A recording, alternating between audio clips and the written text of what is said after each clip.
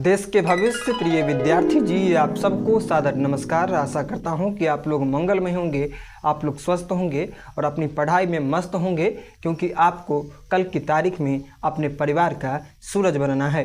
हम लोग अपने परिवार के सूरज बन करके हम लोग अपने परिवार में मौजूद गरीबी को हर सकते हैं। हम लोग अपने परिवार का सूरज बन करके हम लोग अपने परिवार में व्याप्त दुख, दर्द और परेशानियों को हर सकते हैं, अर्थात दूर कर सकते हैं।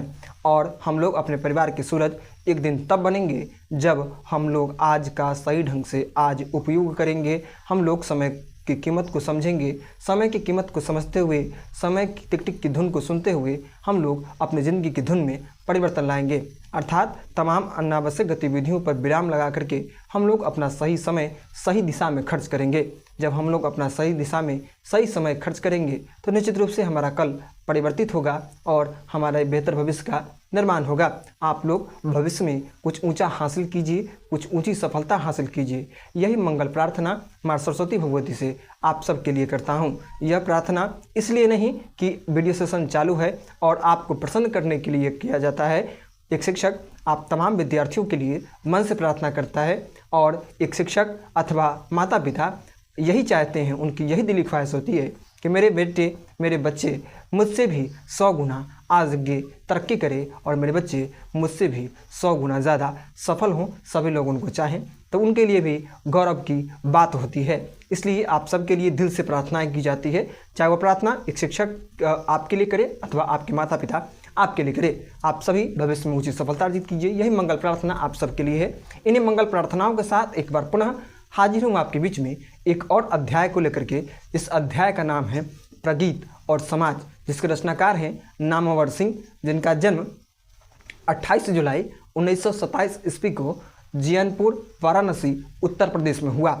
उन्होंने प्रगीत और समाज चैप्टर के माध्यम से जो संदेश दिया, उस संदेश को आप लोग पाठ्य पुस्तक में अध्ययन करें। प्रगीत और समाज निबंध के माध्यम से उन्होंने प्रगीत के महत्व को बताया है कि किस प्रकार प्रगीत का क्या महत्व है। इसके ऊपर विस्तृत उन्होंने व्याख्या प्रस्तुत की है। साथ ही साथ विभिन्न विद्वानों के मत को भी उन्होंने संलग्न किया है। तो आप तमाम विचारों को पढ़ें। आज इस वीडियो सेशन में मैं जिक्र करूंगा उन प्रश्नों का जो प्रश्न 2013 से लेकर के 2024 तक पूछे जा चुके हैं। बहरहाल 2013 से लेकर के 2024 तक इस पाठ्य पुस्तक से महज 3 प्रश्न पूछे गए हैं। तो इसके अलावा भी मैंने 2 प्रश्नों को ऐड किया है जो संभावित प्रश्न है।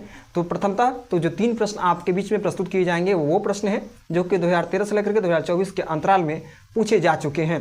तो प्रथमतः आप लोग उन प्रश्नों को श्रवण करें।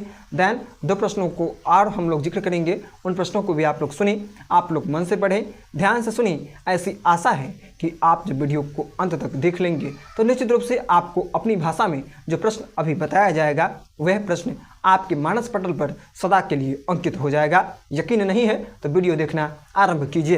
प्रथम प्रश्न है कि प्रगीत क्या है। तो लिखेंगे प्रगीत एक ऐसी कविता है जिस कविता को गीत की तरह गाया जा सकता है, लय के द्वारा गाया जा सकता है। तो प्रगीत की परिभाषा हम लोग इस प्रकार लिख देंगे। इसके पश्चात अगला इंपॉर्टेंट प्रश्न है जो कि पूछा जा चुका है कि कला के लिए सिद्धांत क्या है। तो लिखेंगे कला के लिए सिद्धांत है कि जिस भी कला को हम लोग सीखते हैं उसमें कलात्मकता आ जाना, अर्थात कला में कलात्मकता का आ जाने का मतलब होगा कि हम लोग जिस भी कला को सीखते हैं उस कला में जब हम लोग निपुण हो जाते हैं तो हमें कोई कहता है कि यह कला में कलात्मकता आ चुका है, इसकी कला में कलात्मकता आ चुकी है, अर्थात निपुणता आ चुकी है। तो कला के लिए सिद्धांत है कि जिस भी कला को हम लोग सीखते हैं उस कला में निपुणता आ जाना, यह कला के लिए सिद्धांत है। इसके पश्चात अगला इंपॉर्टेंट प्रश्न है कि कविता जो कुछ कह रही है उसे सिर्फ वही समझ सकता है जो इसके एकाकीपन में मानवता की आवाज़ को सुन सकता है। सप्रसंग व्याख्या करें। तो लिखेंगे प्रस्तुत पंक्ति प्रगीत और समाज से ली गई है, जिसके रचनाकार नामवर सिंह हैं। और नामवर सिंह ने इस पंक्ति के माध्यम से यह कहना चाहा है कविता के मनोभावों को वही व्यक्ति समझ सकता है जो कि कविता जो कुछ कह रही है, कविता जो भी कुछ कहती है उसे सिर्फ वही व्यक्ति समझ सकता है जो इसके एकाकीपन में मानवता की आवाज़ को सुन सकता है, अर्थात जिसके अंदर मानवता है, जिसके अंदर एक दूसरे के प्रति करुणा की भावना है, जिसके अंदर एक दूसरे के प्रति समर्पण की भावना है, अर्थात जो भी व्यक्ति मानवीय गुणों से लैस है, अर्थात जो व्यक्ति मानव है और उसके अंदर मानवीय गुण हैं, अच्छे गुण हैं, तो वही व्यक्ति कविता के मर्म को समझ सकता है। और बाकी जिनके अंदर मानवता का रत्ती मात्र प्रतिशत नहीं है, जिनके अंदर मानवता बिल्कुल ही प्रदर्शित नहीं होता है, तो वैसे व्यक्ति कविता के मनोभावों को कदापि नहीं महसूस कर सकते हैं। कविता के मन के भाव को समझने के लिए अपने मन को विशुद्ध रखना पड़ता है, तत्पश्चात हमें कविता के भाव समझ में आते हैं। इसीलिए इन पंक्तियों को कवि ने लिखा है, लेखक ने, नामवर सिंह ने लिखा है। इसके पश्चात अगला इंपॉर्टेंट प्रश्न है, जो कि अब 3 प्रश्न जो बताए मैंने, ये प्रश्न 2013 से 2024 के अंतराल में पूछे जा चुके हैं। अब मैं जो उन प्रश्नों को जिक्र कर रहा हूँ, प्रश्नों का जिक्र कर रहा हूँ, जो प्रश्न संभावित प्रश्न हैं।